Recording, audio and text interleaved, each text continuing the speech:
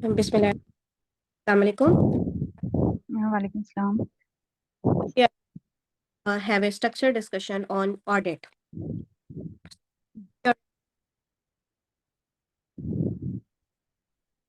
Dr. Shifa, you're ready? Ji. Dr. Shifa, your time starts now, and the time is 11 minutes, so 22 minutes till 21 minutes. You have the time for 10 minutes. Okay, Dr. Saiba, start your structured discussion. कैसे start करती हैं आप? Structured discussion. Assalamu alaikum. I am Dr. Shifa, one of the exam candidate. I have read all instruction given in this scenario, and I am ready for a structured discussion. Good. So, okay, Dr. Saiba, define audit. Audit is a quality improvement process that improve the patient care and outcome, that improve the patient care and outcome, and this is done by measuring the current care practice against the explicit criteria and implementation of change. Okay. So you are the registrar in the ward, and your head of department called you, and she asked you that there is a 4 wound infections in the last 3 months in your ward, and she wants you to do an audit on the surgical site infections in the ward of obstetrics and gynecology. So how will you proceed? Audit. First of all, I will select my topic. Select the problem as given in the scenario. The problem is a increasing surgical site infection in my ward. Then I will discuss this topic with my supervisor. Then I will get permission from an ethical team committee. Then I will set a standard according to the recent guideline of the surgical site infection. Surgical site infection. Then I will get ready my audit team, in which included my supervisor and all operation theater staff, staff including nurses and OTA and others, which will help me to get to gather data collection and analysis. Then I will do a study which is a retrospective study, because it is easier, and for this study I will make a sample size, and I will set a duration for a last 6 months, or for a last 6 months. Then I will make a performa in which included the patient biodata and the risk of the patient, and the type of the surgeries, and the type of the surgeries, and the type of the surgeries, and their diagnosis of organism involved for a infection. Then I will get the information from a patient file, and then I will collect all the data and enter in a Excel, and then the result and analysis, and the result will be calculated by my audit team. And after in the form of graph percentage, or in a form of graph percentage, then I will present it in a monthly audit meeting.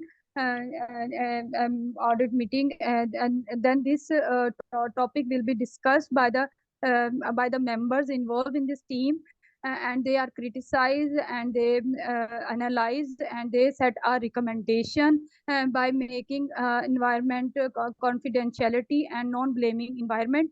Then I will distribute this recommendation in OT. and all maternity unit and all in hospital. And then I will make sure the implementation of this recommendation, and then I will do a re-audit after 6 months. Okay, so what recommendations you will make? Recommendation, first of all, I will check the WHO safety checklist, follow the WHO safety checklist. And before before the surgery, will ensure the preparation of the patient, bathing before a surgery, and cleaning the area of surgical site area, then proper autoclaving of the instrument, and proper gowning and gloving, and or proper gowning and gloving, and cleaning the environment, or and Okay, that's it. okay. So, Dr. Shifa, what could be the reasons for the failure of audit? The reasons of the audit failure is are not sample size, increase sample size, or about increase sample size, not involvement of funding, not proper funding, Mm-hmm. Increase samples, or wound infection जितने आएंगे उतना ही होगा ना आपका, वो तो कोई वो नहीं है उस पे। नहीं, अच्छा अगर टू लार्ज होगा या टू स्मॉल सैंपल साइज होगा तो फेलियर रेट इंक्रीज हो जाएगा. अच्छा ठीक है। और Lack of understanding of hospital and community process, or hmm a lack of involvement of stakeholder, good, or lack of funding, ठीक or है। lack of funding. चल, अब अच्छा, okay, what is standard specified acceptable SSI rate? Do you know anything about it? No. Surgical site infection rate that is standardize, आपको पता है कुछ? हम्म No idea. अच्छा चलो हिंट देते हैं। Clean wound, clean contaminated wound की परसेंटेज है कि नॉर्मली इनमें सर्जिकल साइट इन्फेक्शन रेट होता है इतना, इसके बारे में कोई जी, आइडिया है?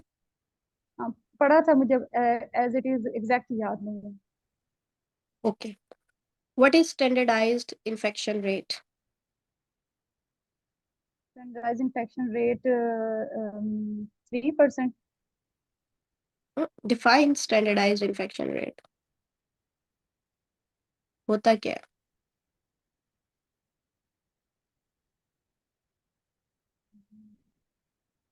नहीं पता नहीं. चल, टाइम आपका अभी भी 2 मिनट रहता था। ओवरऑल यू डिड वेल, ठीक है। आपको बाकी अच्छा आता था, ये लास्ट 2 क्वेश्चंस आपको बस नहीं आते थे। ऑडिट आपको आता है, ठीक है। ऑडिट की डेफिनेशन कहाँ से याद की है? ऑडिट नोट्स बनाए थे मैंने. हम्म, ठीक है, ठीक है। ऑडिट की ये भी डेफिनेशन कर सकते हैं, अदरवाइज ऑडिट की एक डेफिनेशन ये भी है, it is a process used by the health professionals to assess, evaluate, and improve the care of a patient in a systematic way for the betterment of women's health, or you can say the health of the patient. Steps आपने बिल्कुल ठीक बताए, selection बाकी आपने बिल्कुल ठीक, बाकी the set criteria and जो स्टैंडर्ड्स आपने डिफाइन किए, इसमें प्री ऑपरेटिव रिस्क असेसमेंट हो सकती है of any medical disorder.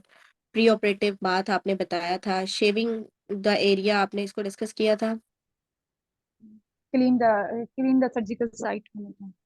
Right, as well as shaving off that area beforehand, and antibiotic prophylaxis before the skin हाँ, इंसिजन, इट शुड बी ये given WHO checklist अगर मैं बोल दूं collectively तो उसमें हो नहीं जाएगा.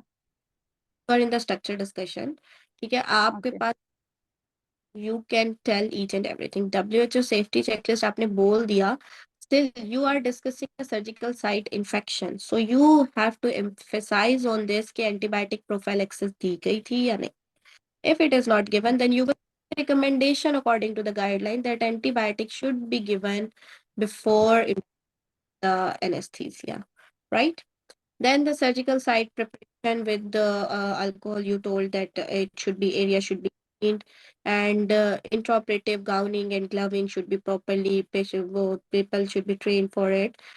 If you're checking for the criteria and defining your standard, then the clean, meticulous surgical technique you tell about it. Wound dressing care, you also tell. Did you discuss this? The post operative care. देखिए हर चीज को ना, Yeah.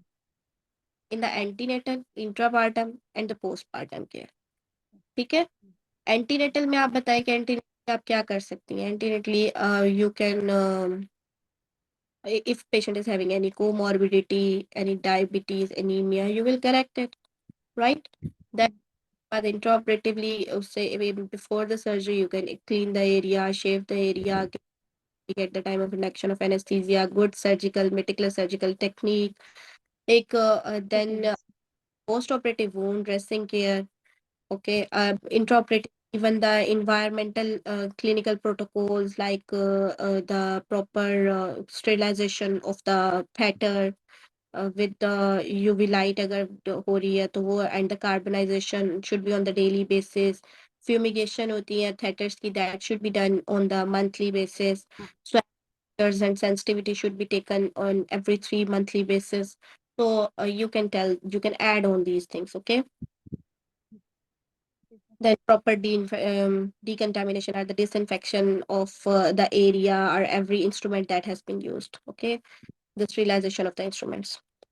Then the बाकी आपका सही था तकरीबन. अच्छा, दूसरी बात, जब हम कहते हैं कि when I will analyze the data, तो उस पे आपने, I think I missed that thing, आपने बोला कि SPSS, I will put the data over the SPSS variant जी 2020 एक्सेल एक्सेल पे input पर. ठीक एंड है, ठीक. एसपीएस या SPSS variant 22 पे मैं करूँगी. ठीक है. देन कंपेयर किया आपने नहीं स्टैंडर्ड. कंप्लीट क्या बोल रहे हैं कंप्लीट क्या बोल रहे हैं एक्सेल या एसपीएसएस ना ना, SPSS 22 वेरिएंट. 22 वेरिएंट हम्म. ठीक है. फिर आपने जब डाटा कलेक्शन की, आप अपनी देखेंगे कि पूरी checklist you have filled. The type of surgery आपने बताई थी, इमरजेंसी होगी या इलेक्टिव होगी, it was a good thing. ठीक है. ऑपरेटिव टीम का रिकॉर्ड, एसेप्टिक वुंड स्कोरिंग आप करेंगे. ठीक है. Okay, then at the end, ठीक है, आपने वो एनालाइज कर लिया, फिर कंपेयर किया, then recommendations and ensure that वो मीटिंग और इम्प्लीमेंट कर लिया. सारा कुछ आपने बिल्कुल सही, तैयारी ऑडिट भी आपने किया. ठीक है. अच्छा, आपने रिट्रोस्पेक्टिव डाटा लिया. ठीक है. आप रिट्रोस्पेक्टिव ले सकती हैं, प्रोस्पेक्टिव भी ले सकते हैं, डिपेंड्स ऑन यू. ठीक है. Reasons of failure of audit क्या हो सकती हैं? बिल्कुल ठीक, आपने कुछ बताई. पुअर प्लानिंग हो सकती है. लिमिटेड रिसोर्सेज, जैसे आपने कहा, ही नहीं है हमारे पास. इनएडिक्वेट डॉक्यूमेंटेशन, रिकॉर्ड कीपिंग ही नहीं है. स्टाफ की नहीं हुई, there is no training of the staff and non compliance with regulations. They are, the staff बात ही नहीं मान रहा आपकी, जो आप उनको कमांड्स दे रहे हैं. then inadequate practices हैं for the control of the infection. So these are the reasons for the failure of an audit. Then the last question was no, एक और question था, the standard stratified acceptable SSI rate. So rate that is standardized, जो कि दिया गया है guidelines में, that is for the clean wound is 2%. इसको note down कर लें please. Clean contaminated wound 0.8%. Contaminated wound is 5.7%. And dirty wound is 6.6%. ठीक है. Then coming towards the standard, last question था standardized infection rate. What is standardized infection?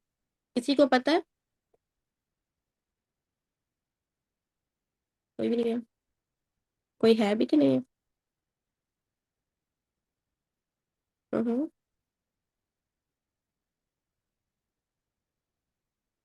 Doctor कोमल, आपको पता है?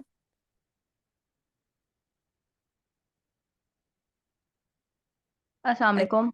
वालेकुम अस्सलाम जी. डॉक्टर कोमल, आपको पता है? जी जी, मुझे पता है डॉक्टर सना। मैं थोड़ा सा ना, I wanted to just give the feedback for the presenter. ठीक है। थोड़ी सी बातें मैं करना चाह रही हूँ, अगर आप पहले कंप्लीट कर लें उसके बाद मैं थोड़ा सा इनका वो करती हूँ, तो फीडबैक देती हूँ। ठीक है। ये करते हैं।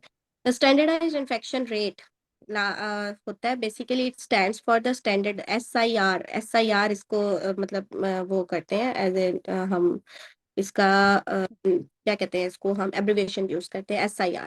तो SIR standardise infection rate. Basic या इसको हम स्टैंडर्डाइज इन्फेक्शन रेशियो भी कहते हैं। Basically it is a ratio, it is observed SSI surgical site infections. Numerator जो होता है वो number of observed surgical site infections आता है, और divided by number of predicted surgical site infections, यानी कि जो डिनोमिनेटर है आपका वो प्रिडिक्टेड SSI होते हैं और ऊपर ऑब्जर्व्ड SSI आते हैं।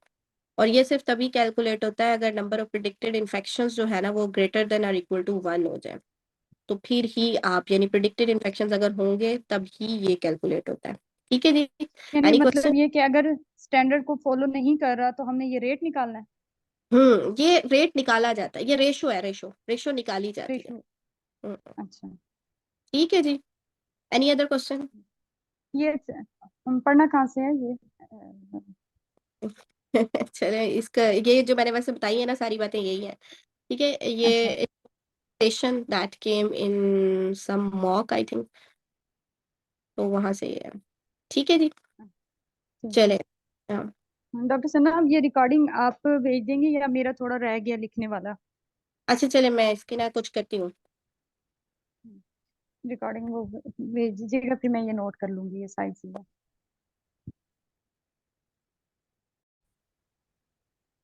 ओके। ओके, तो द पॉजेस, अगर आपको थोड़ा सा लैंग्वेज में प्रॉब्लम हो रहा है, मतलब आपको ये बात अपने जहन में रखनी है कि the medium of communication with the examiner is English. आपको जो भी centre, whichever centre you are appearing, आपको अपने जहन में ये बात बिठा लेनी है कि आपका medium of communication with the examiner is English. until unless that you are going for a role player station, उसमें जो आपने रोल प्लेयर के साथ इंटरेक्ट करना है वो आपने उर्दू में करना है।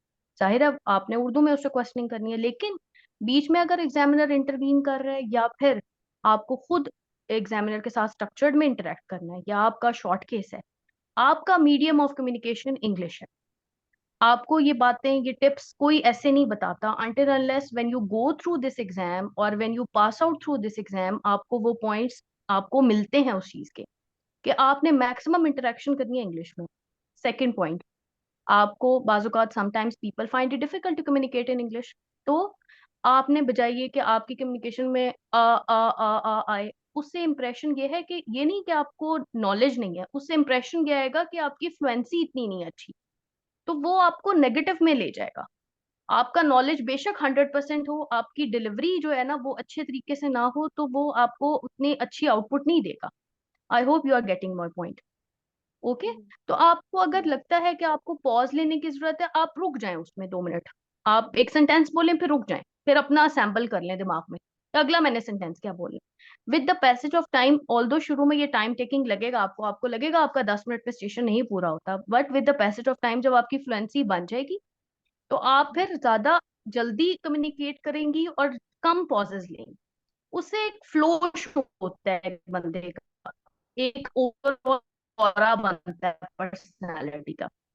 When I appeared in the exam, तो मैंने इस्लामाबाद सेंटर से किया था, तो I think one of the factors that helped me to pass this exam और to ace out this whole scenario was के अल्हम्दुलिल्लाह my communication skills they are very better. होता है, everybody has their positive and negative aspects. तो मेरा एक, मुझे ये लगता है कि अच्छी ये एक चीज थी कि मेरी कम्युनिकेशन स्ट्रांग है। मतलब तो ये चीजें बहुत मैटर करती हैं, आपके पास अभी टाइम है इन चीजों के ऊपर काम करने का। अब ऐसे भी लोग थे हमारे साथ जो स्टार्टिंग में इतना अच्छा कम्युनिकेट नहीं कर पाते थे, but they worked on it a lot और दे क्लियर्ड द एग्जाम। तो नॉलेज के साथ साथ आप ये बात जहन में रखें कि सिर्फ just knowledge is not a key to pass this exam. There are multiple factors to pass the exam. Personality, आपका way of communication, way of interacting with the patient, way of interacting with the examiner, और at the end it comes the knowledge. Knowledge में अगर आप कहीं पे मार खा भी जाएं, आपके ये बाकी फैक्टर्स होंगे तो आप पास आउट कर सकते हैं उसमें, क्योंकि नॉलेज तो प्लस माइनस हो सकता है। ये वो चीजें हैं जिनके ऊपर आप काम कर सकते हैं with the passage of time. ठीक है। तो अच्छा, सेकंड पॉइंट ये था कि ऑडिट साइकिल आपने जिस तरह एक्सप्लेन किया, उसमें ये बेटर है कि आपने सेट द स्टैंडर्ड में जब आप बोले ना कि I will set the standard for the NICE और the RCOG criteria, this is a very important thing. जब आप नाइस या आरसीओजी मेंशन करेंगे, एग्जामिनर को पता चल जाएगा जी you are aware from the NICE and the RCOG criteria. फिर उसकी परसेंटेजेस हैं, आपने वो परसेंटेजेस भी याद करनी है कि आरसीओजी का सेट स्टैंडर्ड क्या है। जैसे हमारा था कि सिजेरियन रेट का क्या है, हमारे मेरे एग्जाम सर्किट में जो आया हुआ था वो आया हुआ था आपने ऑडिट कैरी आउट करना है caesarean rate, increasing caesarean rate के ऊपर। ठीक है।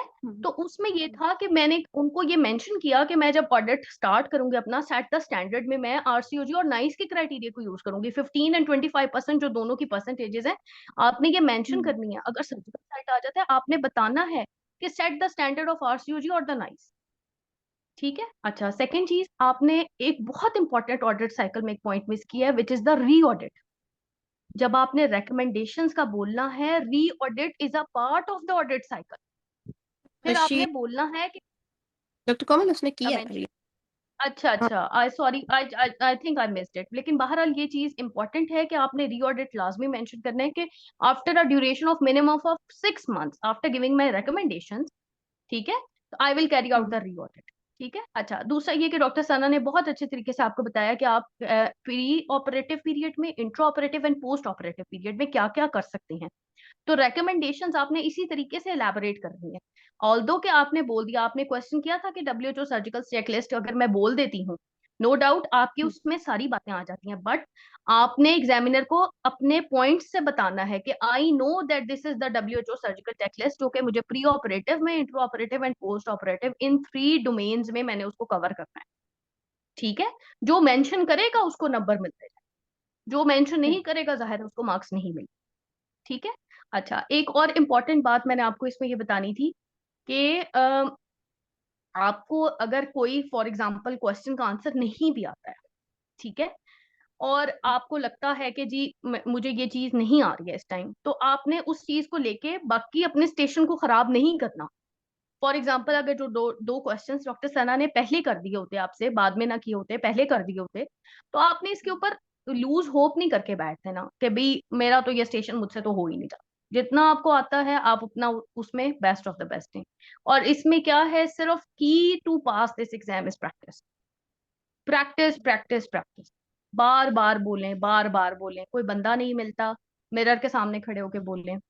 ठीक है। अपनी रिकॉर्डिंग बना के सुनते रहें बार बार कि यहाँ पे मैं, आप जब आप खुद सुनेंगे अपना बोला हुआ, आपको आइडिया होगा कि यार मैंने यहाँ यहाँ पे सही नहीं बोला, यहाँ यहाँ पे मैं रुक रही हूँ, मुझे रुकना नहीं चाहिए, उससे आपको ज्यादा हेल्प होगा। ठीक है। तो ऑल द बेस्ट। बाकी ये है कि I will stay in touch इंशाल्लाह, जैसे जैसे मुझे टाइम मिलता जाएगा। आप लोगों की स्केड्यूल्स का आई डोंट नो क्या सिस्टम है, लेकिन I will come to know इंशाल्लाह सून। और इंटरेक्ट फिर मैं उस तरीके से ही करती रहूंगी। बाकी ये है कि इसके लिए टॉग आर्टिकल्स वगैरह हैं, सर्जिकल साइट इन्फेक्शन का टॉग आर्टिकल बहुत अच्छा है, आपके पास टाइम है, आप उसमें से गो थ्रू करें। परसेंटेजेस रीसेंट टॉग आर्टिकल है सर्जिकल साइट इन्फेक्शन का, 2022 का ही है या 21 का है, मुझे एग्जैक्ट ईयर नहीं अभी याद। तो वो आप उसको गो थ्रू करें, उसमें से आपको काफी स्टफ मिल जाएगा। जो इसके रिलेटेड क्वेश्चंस है ना, वो तो आपको लास्ट में मिल जाएंगे। अच्छा, ऑडिट में अब एक और आता है, doctor Sana, do we have the time, can we discuss the other point regarding it, quickly review कर लेते हैं उसको। देख लें आज करना चाहते हैं या किसी दिन सेपरेट रख लें किसी और अच्छा, कैंडिडेट के साथ। ऑडिट अभी इन्होंने किया हुआ है ना, तो मैं जस्ट अपना स्टेशन टच कर देती हूँ, जो मेरे सर्किट में आया हुआ था उसका मोटे मोटे पॉइंट्स डिस्कस कर देती हूँ कि मुझे किस तरह आया हुआ था। मुझे आया हुआ था कि you are a registrar and you have to carry out an audit of the increasing surgical of the increasing cesarean section rate in your ward. How will you carry out this? तो उसमें ये था कि पहले तो मैंने उसको define किया ऑडिट को। ठीक है। ऑडिट की डेफिनेशन डिफरेंट जगहों पे लिखी हुई है, डिफरेंट लिखी हुई है, मरियम इब्राहिम में भी बहुत अच्छी लिखी हुई है। आपको जहां पे कन्वीनियंट फील होता है आप एक डेफिनेशन को पकड़ लें और बस उसी को ही रट लें, उसके अलावा आप इधर उधर ना हो। जहां पे भी ऑडिट आएगा आपने बस वही डेफिनेशन कर लेनी है। ठीक है। पहला तो ये की पॉइंट है।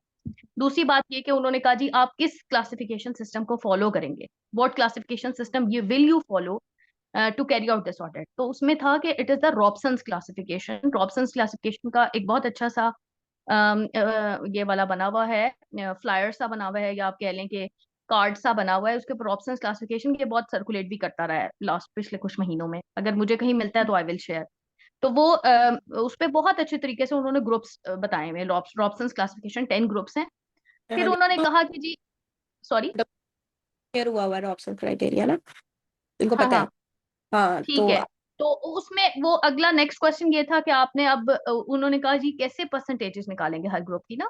तो उनके पास जो क्वेश्चन बना हुआ था ना, वो कार्ड इस तरह का बना हुआ था कि उन्होंने परसेंटेजेस हर ग्रुप की मेंशन नहीं की हुई थी। उन्होंने just number of the cases mention किए हुए थे कि अगर फॉर एग्जांपल फर्स्ट ग्रुप था, प्राइमी का कफेलिक बच्चा था, उसका 37 वीक्स पे था, तो इतने केसेस का हुआ 1000 टोटल। उन्होंने ग्रुप का नंबर लिया हुआ था 1000, यानी टोटल उनका जो सैंपल साइज था वो था 1000। अच्छा। उसमें से जो प्राइमी कैफेलिक वाली थी वो फॉर एग्जांपल 37 हुए। फिर इसी तरह हर ग्रुप के उन्होंने मेंशन किए हुए थे, ठीक है।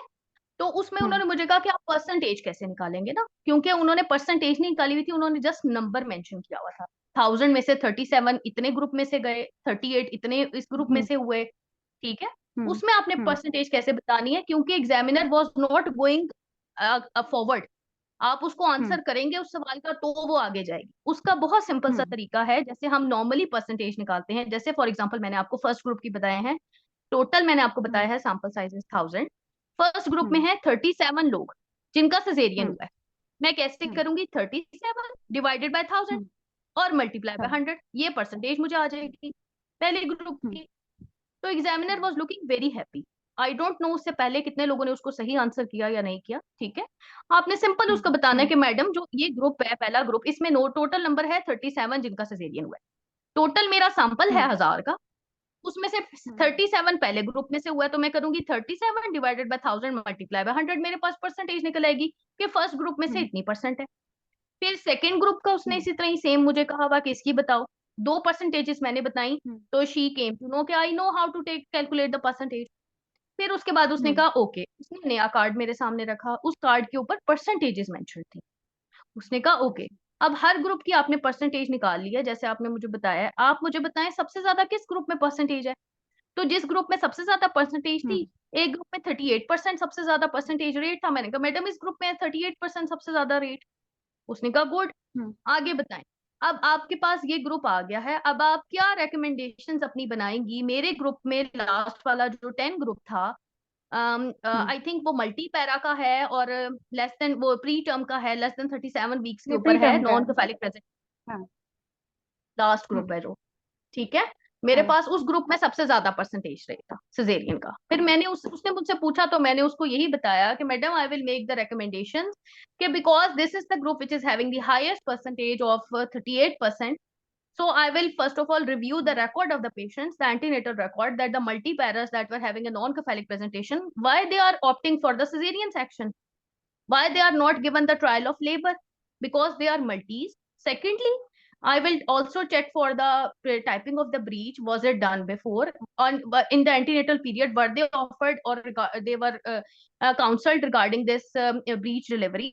That it can be done, the assisted breech delivery, the multiparas, they can be given a control trial, and then for the assisted breech delivery they can be given. तो मैंने इस तरह करके उस स्टेशन को मैं लेके गई and she was more than happy, ठीक है। तो आपने अपने फ्लो को नहीं तोड़ना, नंबर 1। नंबर 2, आप उसको शो करें अपना नॉलेज, वो आपका कॉन्फिडेंस शो करेगा। आपको 1000 आती हो ना चीजें, आप उसको डिलीवर ना करें सही तरीके से, तो आपके लिए वो यूजलेस है नॉलेज फॉर द एग्जाम, ठीक है। प्रैक्टिकल पर्पज में तो डेफिनेटली नॉलेज और एक्सपीरियंस वो दोनों आपकी चीजें चल रही होती हैं, बट फॉर द एग्जाम और सिर्फ 10 मिनट में आपने उस एग्जामिनर को सेटिस्फाई करना है, इस स्टेट पे लेके आना है कि वो आपको पास कर, ठीक है। उसके लिए आपको फिर इस तरीके से चलना पड़ेगा, आपको प्रैक्टिस करनी पड़ेगी। बोलने की बेतहाशा प्रैक्टिस है, हर बंदे को अपने वीक पॉइंट्स का पता होता है। आप अपने वीक पॉइंट्स पे अभी से काम करें, ओके। आई होप कुछ हेल्प हो जाएगी इससे इंशाल्लाह। और with the passage of time इसमें बिल्कुल डिसहार्ट नहीं होना आपने। हम लोग जब मैं आपको अपना और डॉक्टर सना का बताऊं अगर, तो हम लोग इस तरीके से क्रिटिकली एनालाइज करते थे एक दूसरे को ड्यूरिंग आवर प्रिपरेशन कि आपको लगता होगा इंतहाई कुछ सड़ियल किस्म की गायनेकोलॉजिस्ट बैठी हुई है। मतलब as far as I am concerned, तो मैं बहुत स्ट्रिक्ट एग्जामिनर के तौर पे बिहेव करती होती थी, बहुत ज्यादा क्रिटिकली एनालाइज करके एक एक पॉइंट के ऊपर हम एक दूसरे को डांटते थे कि ये पॉइंट क्यों मिस किया है, ये पॉइंट मिस नहीं होना चाहिए। और ये आपका रिफ्लेक्स डेवलप करता है, आपके माइंड को पता होता है कि मैंने काम करना है। ठीक है, चलें नेक्स्ट, फिर अब स्टार्ट कर लें नेक्स्ट टॉपिक आपका जो भी अच्छा, है। एक और क्वेश्चन मैंने पूछना था, एक और क्वेश्चन पूछना था। एक ऑडिट से एक तो ये आ गया सर्जिकल साइट इन्फेक्शन, एक इंक्रीजिंग सिजेरियन पास्ट में, और क्या क्या आए हैं, तो ये आपको आइडिया है ऑडिट से रिलेटेड? ऑडिट में ना देखिए, मेरी बात सुने, audit is a very vast topic. पहले जो है ना एग्जाम्स में आते होते थे क्रिटिकल अप्रेजल, ये बहुत कॉमन आते थे। फिर उसके बाद ऑडिट आ जाता है, उसके अलावा वो आपसे बाज औकात वो पूछ लेते होते हैं रॉबसन्स क्लासिफिकेशन एज सच पूछ लेते होते हैं। जो लास्ट टाइम का हमारा एग्जाम हुआ है ना, उसमें मैंने जो चीज ऑब्जर्व की है, आई डोंट नो कि कैंडिडेट्स ने उस चीज को हाईलाइट किया बहुत ज्यादा या उनको खुद से रियलाइज हुआ है। उन्होंने ऑडिट जो स्टैट्स का स्टेशन रखा है ना, स्टैट्स का स्टेशन बहुत सिंपल रखा है। मोर और लेस ऑल द डेज में ऑडिट ही आया है, वन वे और द अदर। ऑडिट का स्टेशन बहुत सिंपल आया है।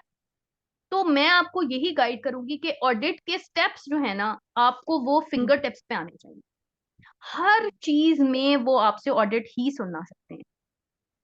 Like in one of the मॉक्स, एक मॉक में ये भी हुआ लास्ट एग्जाम की दफा ही, कि उन्होंने स्टेशन में दिया हुआ था हमें प्रोटोकॉल राइटिंग।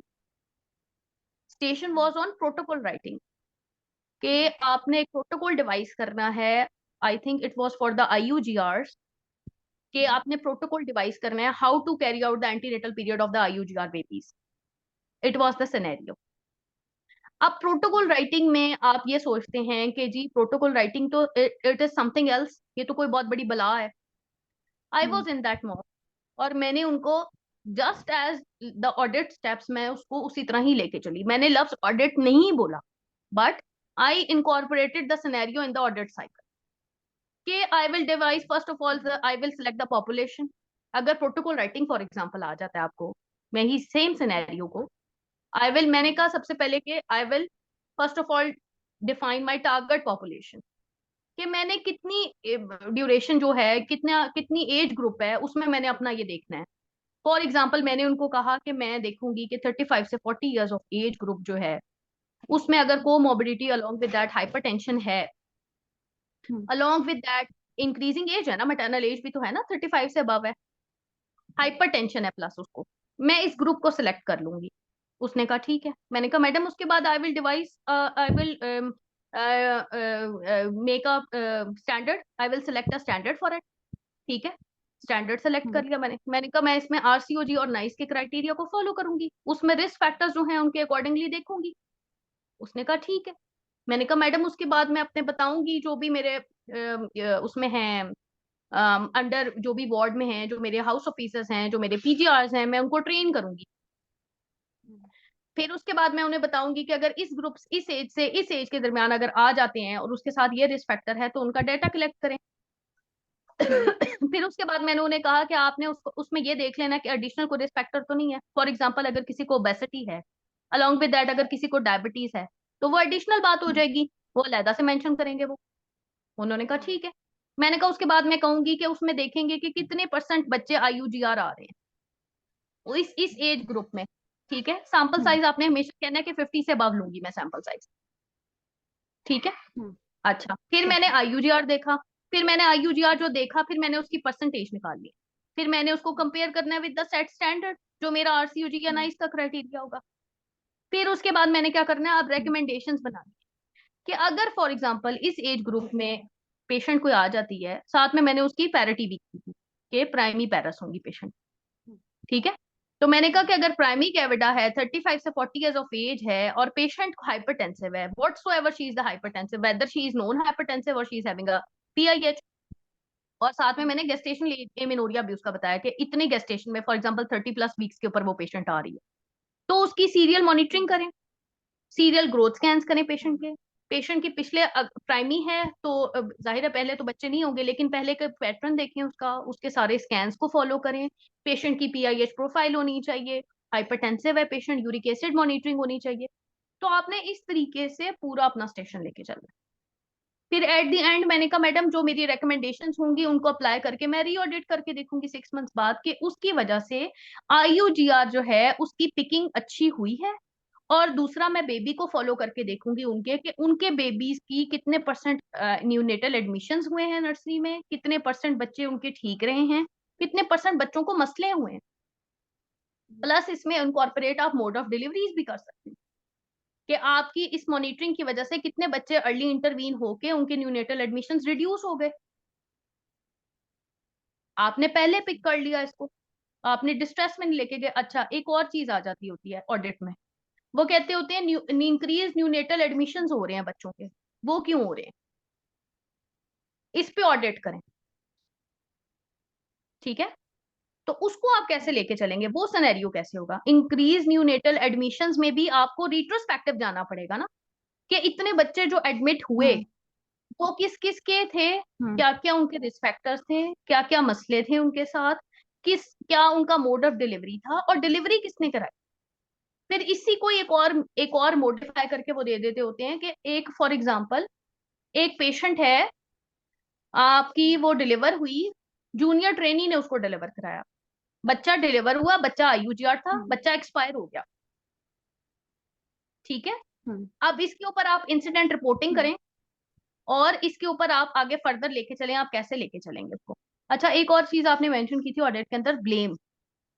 अच्छा ये ब्लेम का जो वर्ड है ना, जी जी हाँ हाँ सॉरी काट रही हूँ आपकी बात मैं डॉक्टर कोमल। ये जो अभी आपने सिनेरियो बोला it's it's it's another topic. और यही जी जिस जी तरह बात को इंसिडेंट पिक रिपोर्टिंग की है ना, मैंने इंसिडेंट रिपोर्टिंग इसीलिए यहाँ हाँ पे मेंशन किया कि इन्होंने ना ब्लेम का भी वर्ड यूज किया था। It is not to blame anyone audit में। हाँ ठीक ये है, इसको ठीक है, टेस्ट है। तो आपने better to use this word in the incident reportings. जो ये वाला सिनेरियो चल रहा हो ना, इंसिडेंट रिपोर्टिंग है, कोई बैड इंसिडेंट हैपन हो गया है, ठीक है, तो आप better to use this word blame game, not to blame anyone, ये वाली बातें वहां पे ज्यादा बेटर है। गुड ऑडिट तो जी ऑडिट तो आप किसी भी चीज पे कर सकते हैं ना, पॉजिटिव और नेगेटिव दोनों पे हो सकता है ना ऑडिट। तो इंसिडेंट रिपोर्टिंग आपकी नेगेटिव एस्पेक्ट पे होगी, कुछ समथिंग बैड हैज हैपेंड, उसकी इंसिडेंट रिपोर्टिंग होगी और उसका सिनेरियो चलेगा। ठीक है, चलें। वो इंसिडेंट रिपोर्टिंग और दिस एंड दैट वो एक अलग टॉपिक है, वो इंशाल्लाह फिर नेक्स्ट क्लास में होगा डिस्कस। अब नेक्स्ट पे आ जाए, और आप चावल ले शॉर्ट आओ। की से शायद। ठीक है जी बहुत शुक्रिया। कोई और क्वेश्चन है किसी का? चलें नहीं, मैं डॉक्टर से ना यही पूछना था कि ऑडिट वाले ज्यादातर यानी कि जैसे इन्होंने कुछ टॉपिक बताए हैं, इसके अलावा तो नहीं कोई आया टॉपिक, एक मिनट क्योंकि शिफा। एक्चुअली मैंने ऑडिट का जो जी हाँ क्या बता रही हैं मैंने आप? जो ऑडिट का प्रिपेयर किया था ना, तो मैंने बेसिकली रॉबसन क्लासिफिकेशन वाला किया था, फिर ठीक वो है आपने दे दिया, तो इस वजह से मैं थोड़ा है ना पास ले रही थी कि आज सोच सोच के बोल रही थी। इसको ऐसे याद कर ले कि आपने ना फिल इन द ब्लैंक याद की हुई है। ठीक है, जो जी भी आ जाए जी बस पुट कर दे। समझ रहे हैं इस बात को? आपका ऑडिट क्या इधर आओ ऑडिट जवेरिया। ठीक है वही है आपका सब कुछ। सिर्फ जहां और आप कितने डालने, जितने लेने बता दो, म्यूट। ये इसमें मेरे लिए निकाल देना। और कितने डालने हैं? हेलो, आवाज आ रही है जी? अच्छा, तो बेसिकली आपने करना क्या है कि आपने ना एक अपना ऑडिट का एक फॉर्मेट बना लेना है जी। मैंने इस तरह ऑडिट को सुनाना है, ठीक है। बस उसके बाद ना जो भी ये कोई साफ नया कर देना, इसको आता है रखो। ना, you will just hmm? Please mute कर, अदरवाइज मैं फिर सारों को म्यूट करूंगी।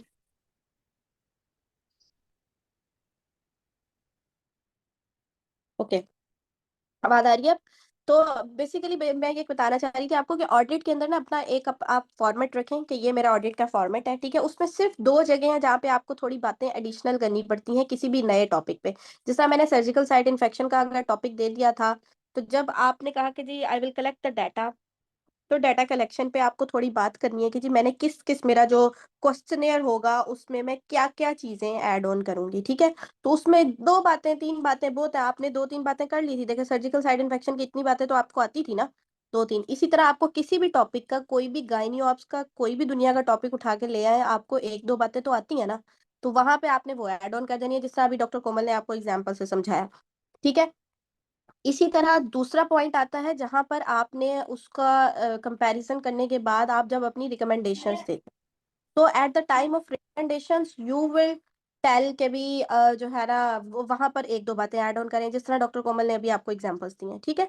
तो बस बाकी पूरा का पूरा ऑडिट साइकिल सेम है, हर चीज का ऑडिट साइकिल सेम है, ठीक है। Any other question? बाकी जो कुछ स्नैरियोज अगर आए हुए हैं कहीं जहाँ कहीं हमें भी मिलेंगे, हम शेयर शेयर कर देंगे आपके साथ, ठीक है। आप लोगों को भी जो मिले आप भी वो ग्रुप पे लगा दीजिएगा, ठीक है जी। Any other question? चलें, थैंक यू वेरी मच।